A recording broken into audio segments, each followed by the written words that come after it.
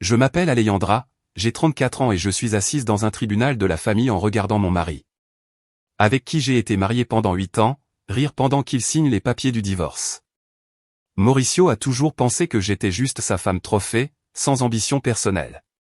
Ce qu'il n'a jamais imaginé, c'est que pendant qu'il me trompait avec sa collègue de bureau, je construisais un empire juste sous son nez.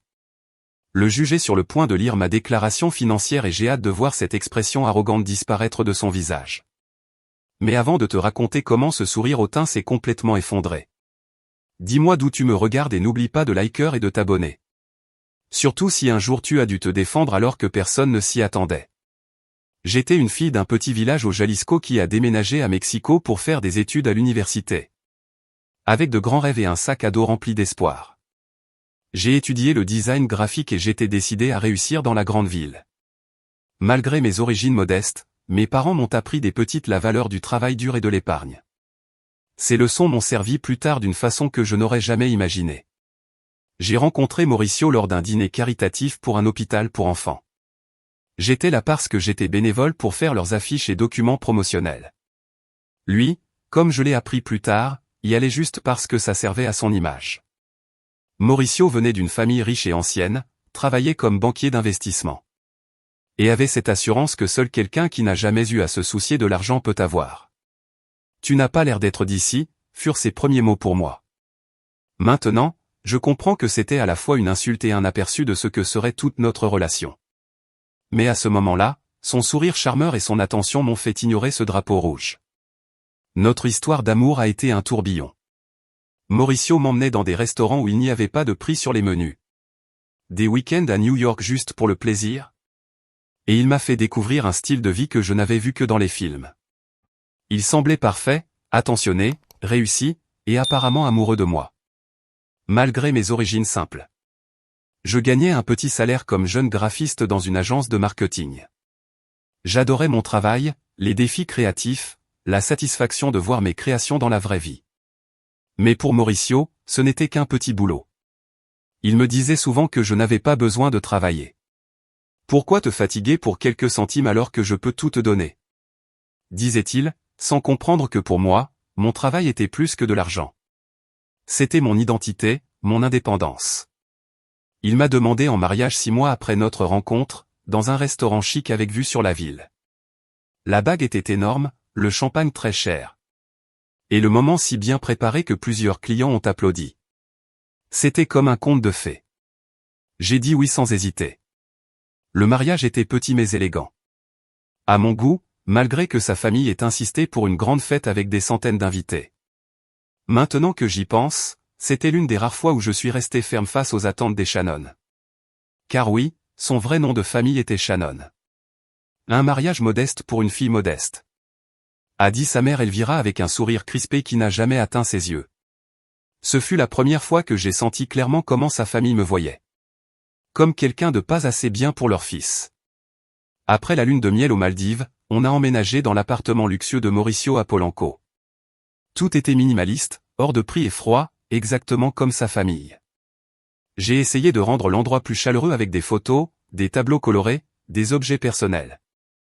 Mais Mauricio préférait un style sobre. Celui qui montre la richesse plus que la personnalité. Les premiers signes de conflit sont vite apparus. Mauricio critiquait chaque décision de décoration que je prenais. Dénigrait mes amis, et faisait des remarques subtiles mais blessantes sur ma carrière. Le design graphique, c'est trop vu. A-t-il dit une fois après avoir rencontré mes collègues. Tu pourrais être exceptionnel, mais tu gâches ton talent à faire des petits logos pour des entreprises inconnues. J'ai essayé d'entrer dans son cercle social. Des femmes de banquiers et d'hommes d'affaires. Des femmes qui passaient leur journée entre centres commerciaux, spas et œuvres de charité. Elles étaient gentilles en apparence, mais ne m'ont jamais vraiment accepté. Une fois, j'ai entendu l'une d'elles dire pendant un dîner. Elle, c'est l'expérience de Mauricio avec la classe moyenne. Quand je l'ai raconté à Mauricio, il ne m'a pas défendu. Il m'a juste suggéré de faire plus d'efforts pour m'adapter. De changer de garde-robe. Peut-être prendre des cours de tennis. Il faut juste qu'elle voie que tu t'adaptes à notre style de vie, disait-il. Comme si mon identité était un projet qu'il pouvait redessiner à sa manière. Les premières années ont été un mélange étrange de luxe et de solitude. Il me couvrait de cadeaux chers pendant que ma confiance en moi s'effondrait petit à petit. Je devenais ce qu'il voulait, une femme vitrine pour bien paraître en public. Pendant que la femme créative et indépendante que j'étais s'effaçait. 2 ans après le mariage, les tensions accumulées ont commencé à exploser. Mauricio avait toujours été attentif aux finances. Mais il est devenu de plus en plus contrôlant. Même si on avait des comptes partagés. Il critiquait chaque achat que je faisais. Alors que lui dépensait sans me demander. Tu avais vraiment besoin d'un autre kit de dessin? Me disait-il en regardant les relevés de compte. C'est 200 que tu aurais pu investir. Et pourtant, ça ne le gênait pas de dépenser des milliers pour des montres ou des clubs de golf. Peu à peu, je me suis retrouvé isolé de mes amis et de ma famille. Les visites à mes parents à Jalisco sont devenues rares parce que Mauricio avait toujours une excuse. Un dîner d'affaires, un événement important. Ou simplement que Guadalajara est trop, province, pour moi. Mes amis de l'université ont arrêté de m'appeler. Mauricio avait clairement dit qu'il n'était pas assez raffiné pour venir chez lui. Ta copine Laetitia a demandé si notre vin était mexicain. S'est-il moqué une fois après un dîner que j'avais organisé. Comme si on allait servir du vin national. C'est embarrassant, Alejandra. Ma carrière, qui était une fierté pour moi, est devenue un combat constant. Quand on m'a proposé une promotion au poste de designer senior, Mauricio ne l'a même pas fêté. Ça vaut vraiment le coup ce petit bonus en échange de plus d'heures loin de la maison, a-t-il demandé. N'oublie pas qu'on veut bientôt fonder une famille. Ça, c'était nouveau. Chaque fois que j'avais parlé d'avoir des enfants, il disait que ce n'était pas le moment. C'est là que j'ai découvert ma vraie passion, le marketing digital. L'agence où je travaillais commençait à élargir ses services. Et je me suis proposé pour apprendre l'analyse et la stratégie. J'avais un don naturel pour comprendre le comportement des clients et créer des campagnes efficaces. Enthousiasmé par cette nouvelle voie, j'ai dit à Mauricio que je rêvais d'avoir un jour ma propre petite agence de marketing digital. Sa réponse a été brutale. Sois réaliste, Alejandra. Être entrepreneur demande du sens des affaires. Et ce n'est pas vraiment ton point fort. En plus, la plupart des entreprises échouent la première année. Notre vision de l'argent montrait nos vraies différences. Pour lui, tout était une question d'apparence. La bonne adresse, la bonne voiture, les bonnes vacances. Moi, avec mes racines de classe moyenne, je croyais en l'épargne. Investir intelligemment et valoriser ce qui est utile, pas ce qui brille. Quand notre 3e anniversaire approchait, les nuits où Mauricio travaillait tard étaient devenues une habitude.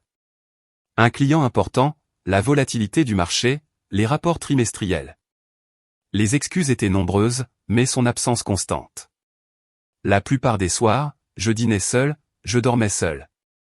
Je vivais comme une femme célibataire, mais sous le contrôle financier d'un mari distant. Notre première vraie dispute a eu lieu après le dîner de Noël annuel chez sa famille. Dans la voiture, sa mère m'a directement demandé quand on allait lui donner des petits-enfants. J'ai répondu que j'étais prête quand lui le serait. Mais il a changé de sujet avec aisance. Quand on est arrivé à la maison, je l'ai confronté. Sa réaction a été froide. Avoir des enfants, c'est une énorme responsabilité et une grande dépense. A-t-il dit en desserrant sa cravate. Avec ta petite carrière et les attentes de ma famille. N'importe quel enfant à nous aurait besoin d'un fonds, d'école privée, de bons contacts.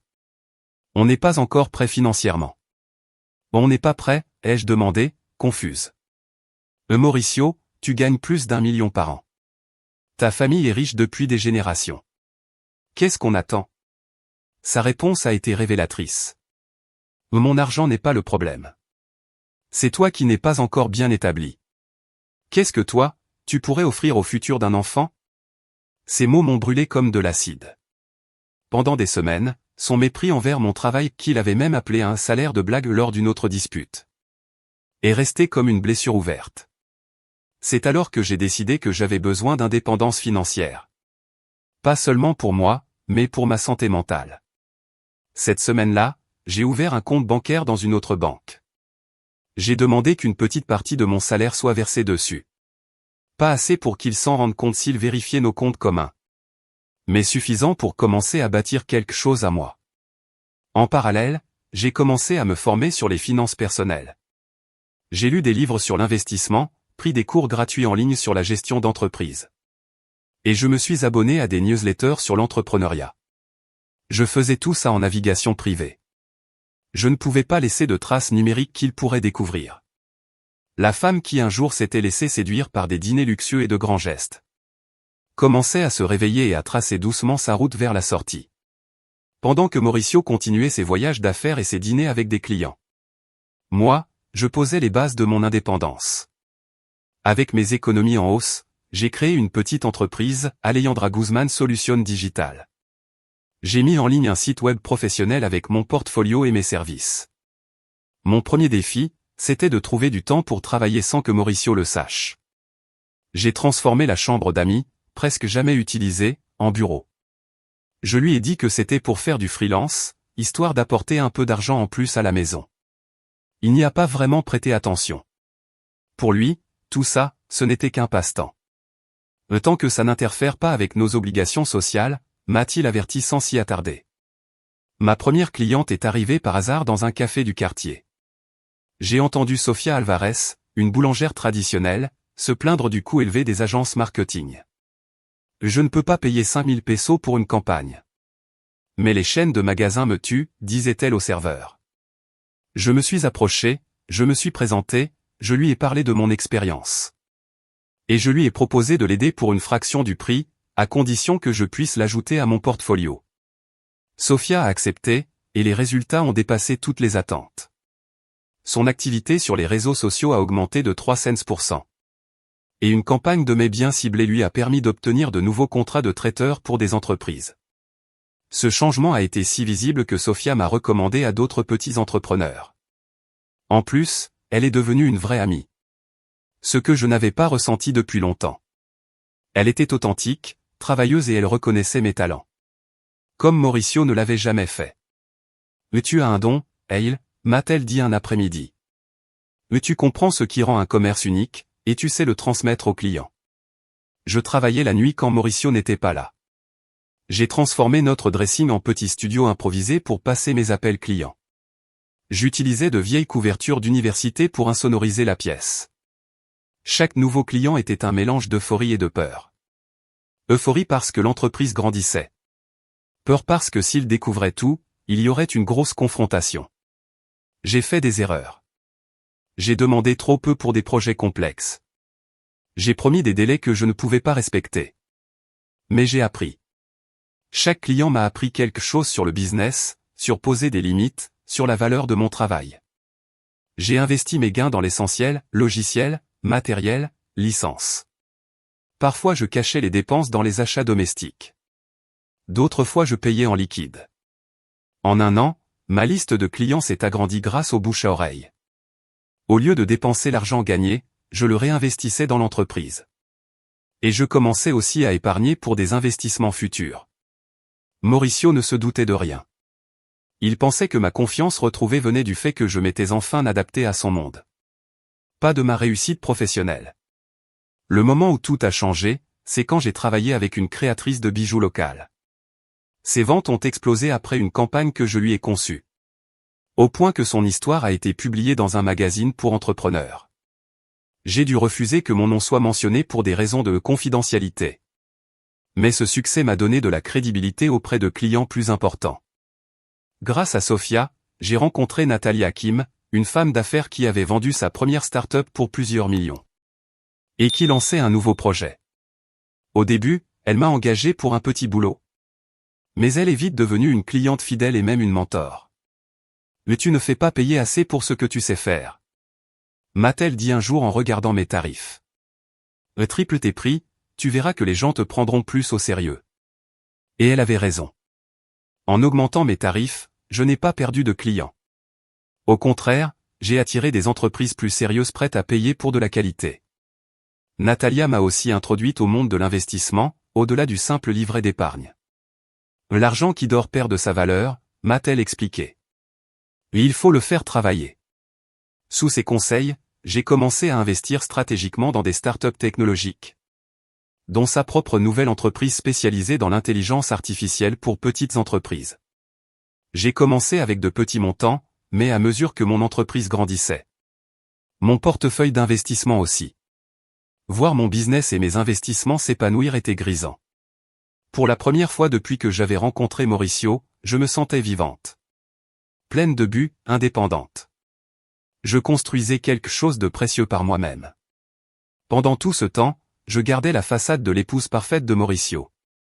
Aux événements mondains, je souriais poliment pendant que les femmes des collègues parlaient de shopping ou de comités caritatifs. J'assistais à ces dîners d'affaires et je jouais parfaitement mon rôle d'épouse modèle. Alors qu'à l'intérieur, je dirigeais une entreprise en plein essor et je prenais des décisions financières qui allaient changer ma vie. Mener cette double vie était épuisant, mais aussi libérateur. Chaque nouveau client, chaque campagne réussie, chaque bon investissement était un pas de plus vers cette liberté que je comprenais de plus en plus. Au bout de 5 ans de mariage, cette façade a commencé à s'effondrer. Tout a commencé par un message apparu sur le téléphone de Mauricio pendant qu'il prenait sa douche. Un aperçu sur l'écran montrait un texto d'une certaine V. Mais tu me manques déjà. Hier soir était. Le reste du message s'est effacé avant que je puisse le lire. Mais le doute s'est installé, impossible à ignorer. Mauricio était devenu encore plus distant que d'habitude. Et il n'était pas rare qu'il rentre avec une odeur de parfum qui n'était pas le mien. Il disait que c'était parce qu'il faisait des câlins à ses clients pour les saluer. Au lieu de le confronter directement, j'ai préféré observer. J'ai analysé ses habitudes. Réunion tard le jeudi soir. Des soi-disant conférences le week-end qui n'existaient pas sur Internet. Dîner avec des clients toujours dans le même restaurant chic. Le jeudi suivant, je lui ai dit que j'allais aider Sofia avec un événement spécial dans sa boulangerie. En réalité, j'ai garé ma voiture près du restaurant qu'il fréquentait. À 20h30, sa BMW est arrivée. 10 minutes plus tard, une Audi grise s'est garée. Une femme aux longs cheveux noirs en est sortie. Même de loin, j'ai reconnu Vanessa Paredes, sa collègue de bureau. Je les ai vus s'enlacer d'une manière qui ne laissait aucun doute. Ce n'était pas professionnel. Elle l'a embrassé avant d'entrer. Mes mains tremblaient pendant que je prenais des photos avec mon téléphone. Mon ventre s'est noué de rage et de certitude. J'ai attendu une demi-heure avant d'entrer. Ils étaient à une table dans un coin. Il lui tenait la main et ils se parlaient de façon très intime. Je me suis approché en silence, le cœur battant si fort que j'avais l'impression qu'on l'entendait. Voilà pourquoi les réunions du soir, ai-je dit d'une voix plus ferme que ce que je pensais pouvoir. Mauricio a sursauté. Son visage est passé de la surprise à la culpabilité, puis à l'agacement d'avoir été pris. Vanessa a au moins eu la décence de rougir et s'est excusée pour aller aux toilettes. La Alejandra, ce n'est pas ce que tu crois. Il a commencé avec ce ton de vendeur qu'il utilisait avec ses clients difficiles. Ah non? Parce que j'ai bien l'impression que tu dînes avec ta maîtresse pendant que ta femme pense que tu travailles. La conversation était surréaliste. Mauricio s'est excusé à moitié. Il a dit que ce n'était que physique et il a même osé me blâmer pour son infidélité. « Tu t'es enfermé dans tes petits projets de freelance ?» a-t-il murmuré. Voyant que les autres clients commençaient à nous observer. « Tu es devenue ennuyeuse, Alejandra, sans ambition. C'est quand la dernière fois que tu as fait un effort pour notre couple ? Je suis sorti du restaurant seul. J'ai conduit pendant des heures sans but, avant de rentrer à l'appartement. Mauricio est arrivé après minuit avec des promesses. Qu'il allait rompre avec Vanessa. Qu'on allait aller en thérapie. Qu'il voulait refaire un voyage de lune de miel. Et pour des raisons que moi-même je ne comprenais pas à ce moment-là. J'ai fait semblant d'y réfléchir. J'ai besoin de temps, lui ai-je dit. Et je ne mentais pas. J'avais besoin de temps. Pas pour lui pardonner. Mais pour planifier mes prochains pas. Les semaines suivantes ont été une danse de mensonges mutuels. Mauricio est devenu étrangement attentionné. Des fleurs, des dîners, des petites attentions. Pendant ce temps, je profitais de mes rendez-vous avec des clients. Pour consulter des avocats spécialisés en divorce. L'une d'elles, Teresa Vargas, recommandée par Natalia, était une vraie tornade. Elle m'a expliqué clairement la réalité de ma situation. Au Mexique, le partage des biens dépend du régime matrimonial. Sans contrat de mariage, tout ce qui est acquis pendant le mariage est considéré comme bien commun. J'ai appris à quel point divorcer de quelqu'un avec de l'argent familial était complexe. qu'il fallait tout documenter, et agir avec intelligence. Teresa m'a conseillé de rassembler un maximum d'informations avant de faire le moindre geste. La connaissance, c'est le pouvoir, Alejandra, surtout dans un divorce. Mon enquête a pris fin brusquement quand Mauricio a trouvé mon historique de navigation sur l'ordinateur partagé. J'avais oublié de passer en navigation privée lors d'une recherche, découverte financière en cas de divorce. Sa réaction a été immédiate et terrifiante. Il m'a coincé dans la cuisine, secouant son téléphone avec une capture d'écran. « C'est ça que tu fais ? Tu planifies de divorcer et de me voler mon argent ?» Son visage était rouge, une veine gonflée sur son front. « Laisse-moi te dire un truc, Alejandra. Sans moi, t'es rien, rien du tout. Les avocats de ma famille vont s'occuper de toi. » Je suis resté calme, ce qui ne l'a rendu que plus furieux. Je ne planifie rien, Mauricio. Je faisais juste des recherches après ce qu'il s'est passé. Tu ne ferais pas pareil ? Il a semblé se calmer, mais la menace restait suspendue. Cette nuit-là, j'ai transféré tous mes documents importants vers un cloud sécurisé. Et j'ai commencé à sauvegarder mes fichiers sur des clés USB que j'ai mises dans un coffre à la banque. Mauricio n'en avait aucune idée. Le coup de grâce est arrivé 3 semaines plus tard. En rangeant notre placard une tâche qu'il ne faisait jamais. J'ai trouvé une petite boîte à bijoux cachée dans des bottes d'hiver. À l'intérieur, un reçu Tiffany pour un bracelet en diamant acheté 2 mois plus tôt. Je n'avais jamais reçu ce cadeau. Même si je savais qu'il me trompait. Voir une preuve matérielle de son investissement affectif envers une autre m'a fait plus mal que je ne l'aurais cru. Le reçu montrait un achat de presque 300 000 pesos, de l'argent qui était censé appartenir à nous deux.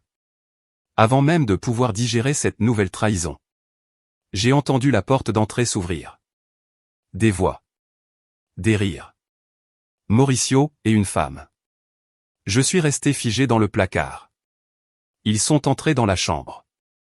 Clairement, ils ne s'attendaient pas à ce que je sois là, en plein après-midi.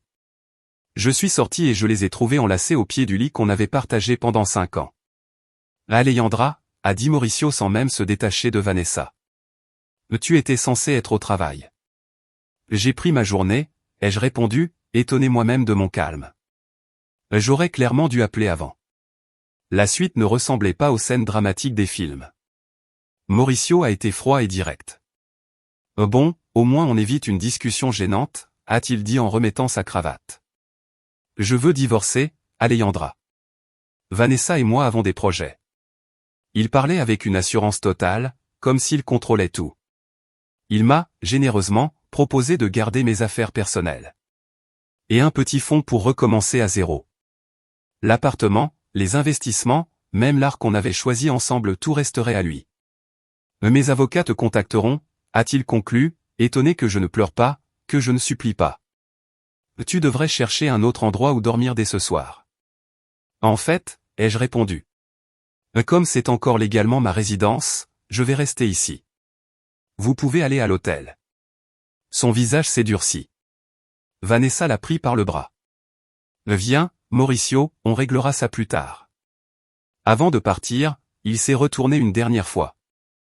Tu vas regretter de ne pas avoir accepté mon offre. Quand mes avocats en auront fini avec toi. Tu pourras à peine te payer une chambre à Iztapalapa. J'ai fermé la porte derrière eux. Je me suis appuyé contre elle. Et pour la première fois depuis que j'avais découvert son infidélité, j'ai souri. Mauricio n'avait aucune idée de ce qui l'attendait.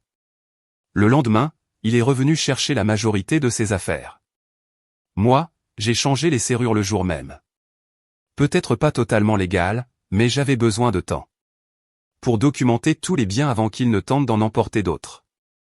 Son idée que j'étais ignorante en finance a été bien visible dans sa première proposition de séparation. Une somme unique de $5 000 et 6 mois de dépenses. En échange, je ne réclamerai plus rien ni l'appartement que j'avais meublé. Ni nos investissements communs. Il teste le terrain, m'a dit Teresa en voyant l'offre. Il croit que tu ne connais pas tes droits ni la vraie valeur de vos biens communs. Sous ses conseils, j'ai refusé l'offre. Et on a lancé la procédure de découverte financière. Une procédure légale qui oblige chaque partie à déclarer tous ses biens et dettes. Mauricio a tout fait pour ralentir les choses. Retard, excuses, documents incomplets. C'est une tactique classique, m'a rassuré Teresa. Ils veulent t'épuiser, te faire dépenser et t'obliger à abandonner. Ce que Mauricio ignorait, c'est que je notais chaque compte, chaque transaction depuis des années. Même celles qu'il pensait cachées. Et surtout, j'avais désormais mes propres ressources, importantes. Après avoir tout analysé avec Teresa, on a décidé de ne pas révéler tout de suite la valeur réelle de mon entreprise et de mes investissements. Légalement, les entreprises créées pendant le mariage peuvent être considérées comme biens communs. Mais Teresa a trouvé une possible exception. Mauricio avait toujours découragé mon projet. Et il n'avait jamais investi un seul peso dedans. On dévoilera tout au bon moment, m'a-t-elle assuré. Pour l'instant, laissons-le croire à son petit compte sur toi. Pendant que le procès traînait, Mauricio lançait sa propre campagne sociale. Des amis en commun ne répondaient plus à mes appels. Les invitations se sont évaporées. Même le gardien de l'immeuble, autrefois gentil, me regardait désormais avec froideur. Plus tard, j'ai su que Mauricio racontait à tout le monde que je l'avais trompé. Que j'étais instable. Et que c'est lui qui avait voulu sauver le mariage.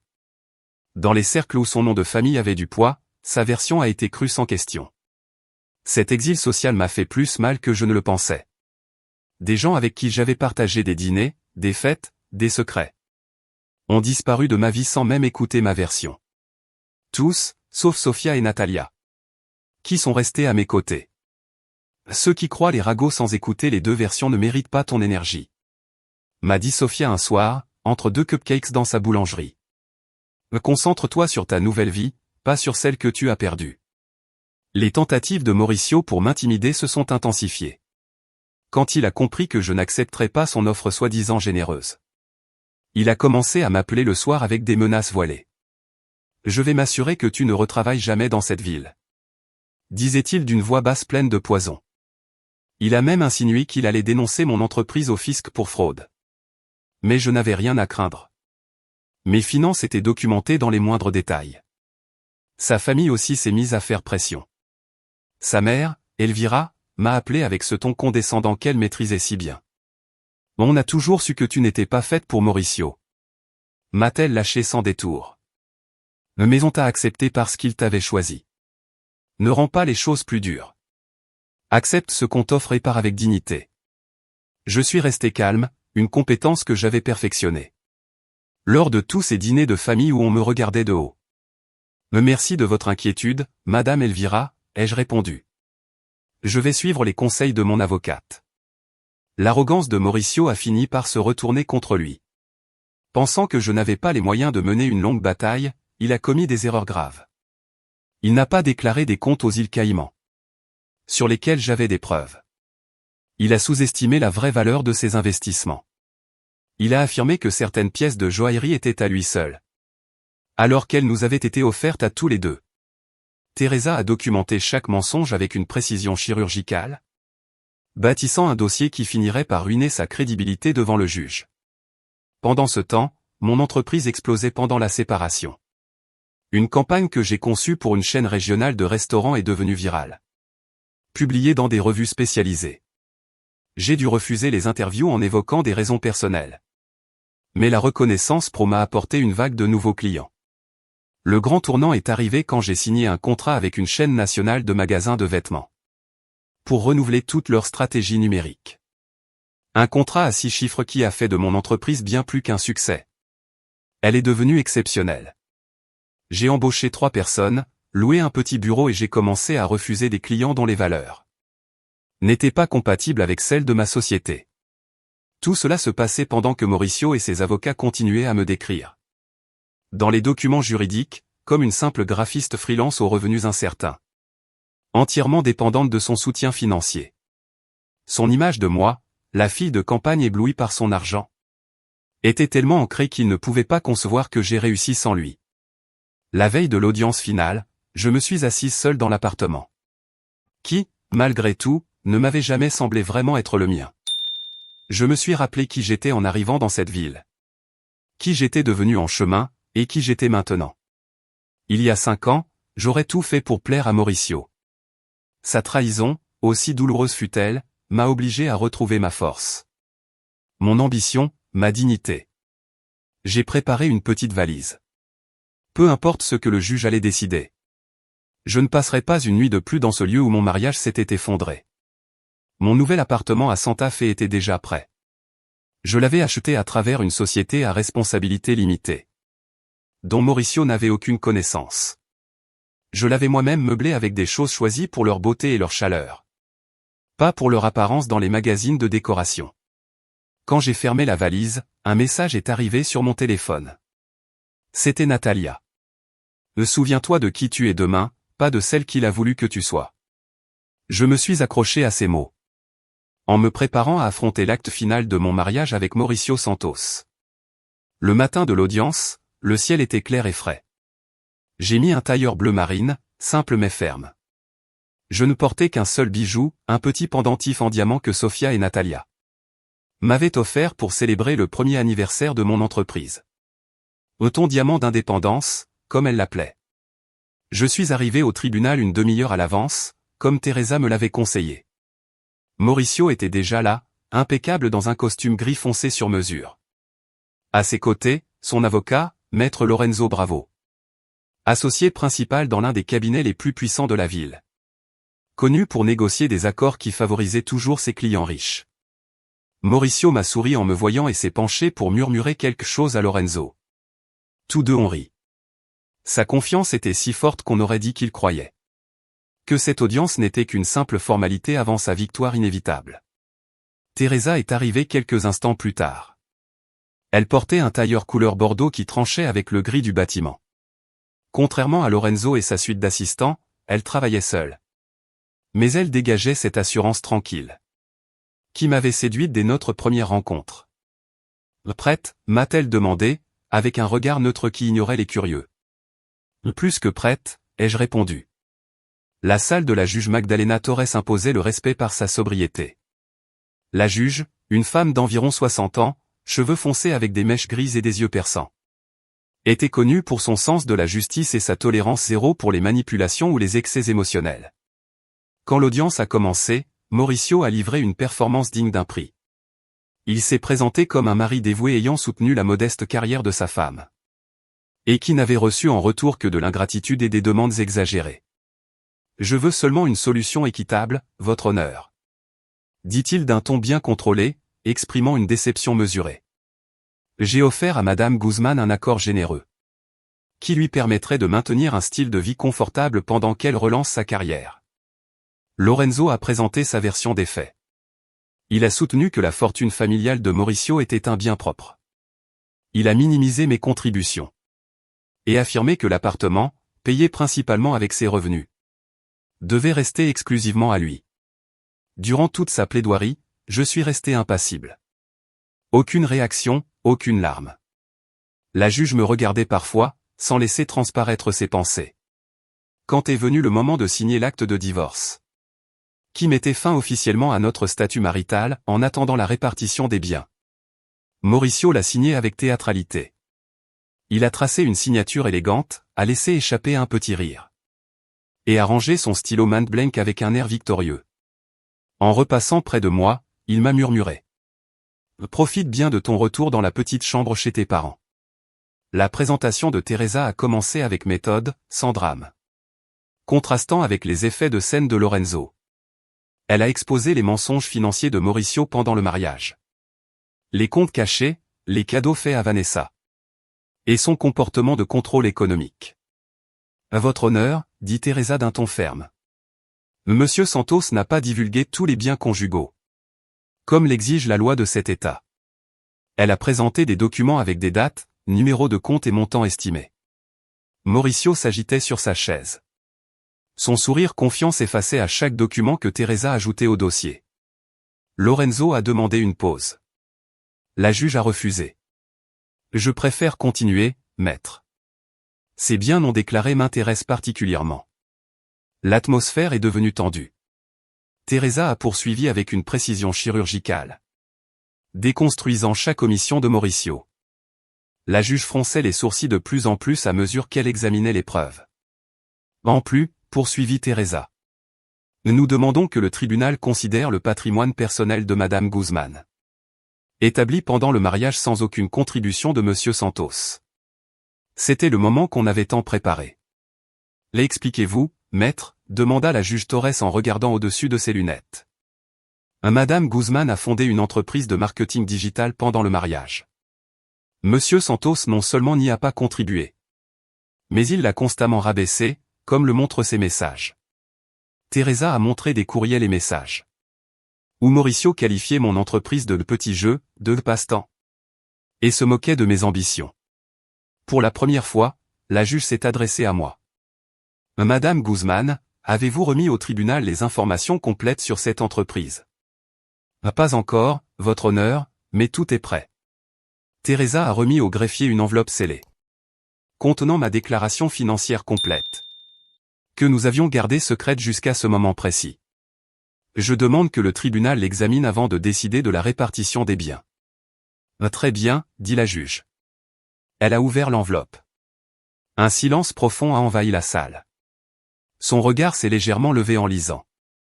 Ce fut le seul signe de surprise sur son visage pourtant impassible. Après de longues minutes, elle leva les yeux. Pour le procès-verbal, je vais lire le résumé des actifs de Madame Guzman. Mon cœur battait comme un tambour. Alejandra Guzman Solutions Digital, entreprise fondée il y a 3 ans. Valeur actuelle estimée selon revenus et contrats, 2 200 000. La tête de Mauricio s'est relevée d'un coup. Son visage d'incrédulité était presque comique. Portefeuille d'investissement, incluant actions technologiques et participation dans des startups, 800 000. Mauricio serra les poings, les jointures blanchies. Propriété immobilière, un appartement acheté il y a 3 mois, évalué à 550 000. Son visage s'est figé. Pâle, rigide.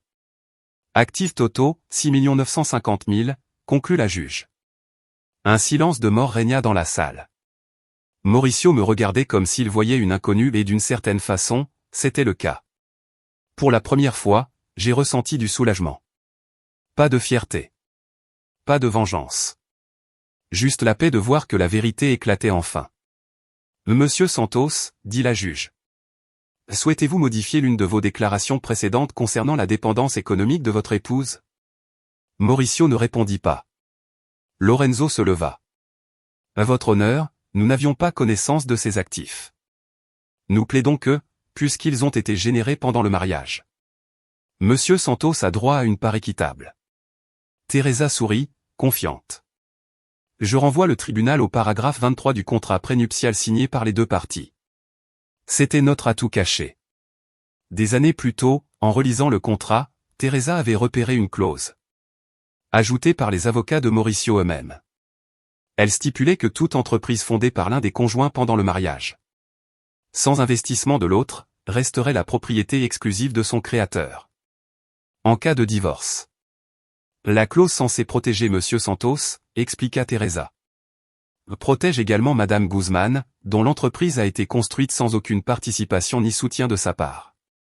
La juge lut le document attentivement. Le texte est clair, dit-elle finalement. Continuez, maître. Teresa présenta des preuves montrant que j'avais créé l'entreprise à partir de rien. Avec mes propres économies, en réinvestissant les bénéfices. Elle ajouta aussi des témoignages de clientes comme Natalia et Sofia, confirmant mon travail indépendant et mes compétences. Pendant que Teresa parlait, j'observais Mauricio. Celui-là même qui avait ri en signant les papiers du divorce une heure plus tôt était maintenant immobile, brisé. Vanessa, qui était assise au fond de la salle, s'est levée et est sortie sans dire un mot. La juge a pris 30 minutes pour tout revoir. Quand elle est revenue, son verdict était clair. Sur la base des preuves et du contrat prénuptial, la Cour déclare que Alejandra Guzman Solutions Digital et son portefeuille d'investissement sont la propriété exclusive de Madame Guzman. Mauricio a laissé échapper un son étouffé, à moitié un souffle, à moitié une protestation. De plus, a poursuivi la juge. Étant donné le manque de transparence de Monsieur Santos concernant les biens communs, la division du reste des actifs sera plus favorable à Madame Guzman. Le reste a été un flot de jargon juridique que j'ai à peine entendu. L'essentiel était clair. Je gardais mon entreprise, mes investissements et mon nouveau chez moi. L'appartement serait vendu et l'argent partagé selon la formule dictée par le tribunal. En sortant, Mauricio s'est approché de moi. Son avocat essayant de le retenir. Tu avais tout planifié, a-t-il craché entre ses dents, humilié et furieux. Des années à attendre de me détruire. Je l'ai regardé droit dans les yeux, sans haine, sans peur. Non, Mauricio. Pendant que toi tu détruisais ce qu'on avait. Moi je construisais quelque chose pour moi. C'est ça, la différence entre toi et moi. Teresa m'a pris par le bras et nous l'avons laissé derrière. Seul dans cette salle vide où son arrogance s'était effondrée. Sortir de ce tribunal n'était pas une victoire. C'était une libération. J'ai senti le poids de toutes les années de mensonges se détacher de moi. Les siens et ceux que j'avais dû cacher pour survivre. Mauricio a essayé de m'intercepter dehors. Il n'était plus hostile. Son ton était étrangement doux. Alejandra, on devrait parler. Je crois que je t'ai sous-estimé. Peut-être qu'on a été trop rapide. On pourrait être un couple puissant. J'ai failli rire. Quelle transparence grotesque. Maintenant qu'il connaissait mon patrimoine, il redevenait intéressé. Il n'y a rien à discuter, Mauricio. Le juge a déjà décidé. Tu comptes encore pour moi, a-t-il dit. Ce que tu as construit, on pourrait le faire ensemble. Teresa l'a interrompu, glaciale. Toute communication passera exclusivement par les avocats désormais. Ce soir-là, j'ai dîné avec Sofia, Natalia et Teresa dans un restaurant calme avec vue sur le lac. On a commandé du champagne. Non pas pour fêter la chute de Mauricio, mais pour célébrer les nouveaux commencements. Alejandra, a dit Natalia en levant son verre. Et qui a construit un empire pendant qu'un idiot regardait ailleurs. Une semaine plus tard, j'ai emménagé dans mon nouveau penthouse. Choisi par moi, décoré par moi. Avec des fenêtres ouvertes sur le ciel. Et des espaces chaleureux. Loin du luxe froid que j'avais partagé avec Mauricio. Avec le divorce désormais clos, j'ai pu sortir au grand jour avec mon entreprise. J'ai agrandi mes bureaux. Recruté une équipe qui partageait ma vision. Aider des entreprises authentiques à se connecter avec leurs clients. En un an, nous avions des clients dans tout le pays. Et nous commencions à nous développer à l'international. J'ai nommé Sofia directrice des opérations. Son talent pour la gestion complétait parfaitement ma vision stratégique et créative. Je suis retourné voir ma famille. Mauricio m'en avait éloigné petit à petit. En critiquant leurs manières, leurs traditions. Désormais, je passais les Noëls à Guadalajara. À cuisiner avec ma mère, à jouer avec mes neveux. À me rappeler qui j'étais. On a toujours su que tu étais extraordinaire, m'a dit ma mère. On avait juste peur que tu l'oublies. Même si tout allait bien sur le plan professionnel. Émotionnellement, ce n'était pas toujours facile. Parfois, je me réveillais en colère. De m'être laissé rabaisser autant. Ou je me demandais comment je n'avais pas vu les signes. J'ai commencé une thérapie. Dr Ramos, spécialiste des relations manipulatrices, m'a aidé à comprendre que même les personnes fortes peuvent tomber dans ces pièges émotionnels. Guérir n'est pas linéaire, me répétait-elle. Certains jours, tu te sentiras puissante, d'autres détruite. Les deux émotions sont valables. 6 mois après le divorce, j'ai fondé la Fondation Liberté Financière pour les femmes. Nous aidons les femmes à sortir de relations abusives.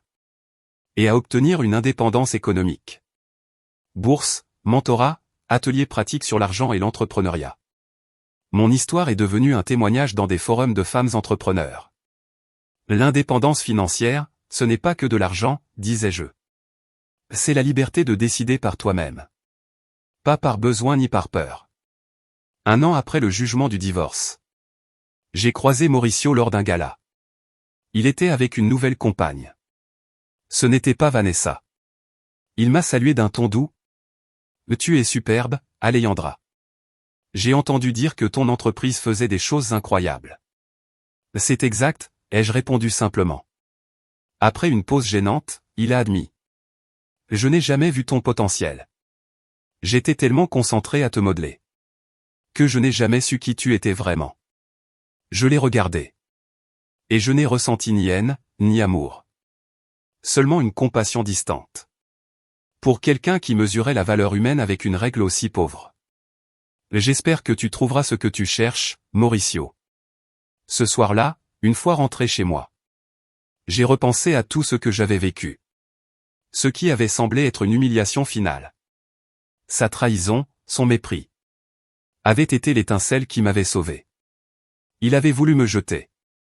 Et cela m'avait obligé à me retrouver moi-même. J'ai recommencé à fréquenter des gens. Mais avec des limites plus saines. Je n'avais plus besoin de m'adapter. Celui qui serait avec moi devrait m'accepter tel que je suis. Avec mes réussites et mes cicatrices. Ma vie n'est pas parfaite, aucune ne l'est. Mais elle est à moi. Et c'est ce qui change tout. Mon patrimoine continue de grandir. Mais ce qui compte le plus, c'est que mon but grandit aussi. Si tu lis ça et que tu te sens sous-estimé, peut-être que ce que tu penses être une fin est en fait le début déguisé que tu attendais. Ta valeur ne dépend pas de ceux qui ne l'ont pas reconnu. Quelqu'un t'a déjà sous-estimé et tu as prouvé le contraire? Raconte-le en commentaire. Et si cette histoire t'a parlé, laisse un like, abonne-toi. Et partage-la avec quelqu'un qui a besoin de se rappeler que sa valeur ne dépend pas du regard des autres. Merci d'avoir écouté mon histoire. Et souviens-toi. Parfois, perdre ce que tu croyais vouloir te mène exactement à ce dont tu avais vraiment besoin.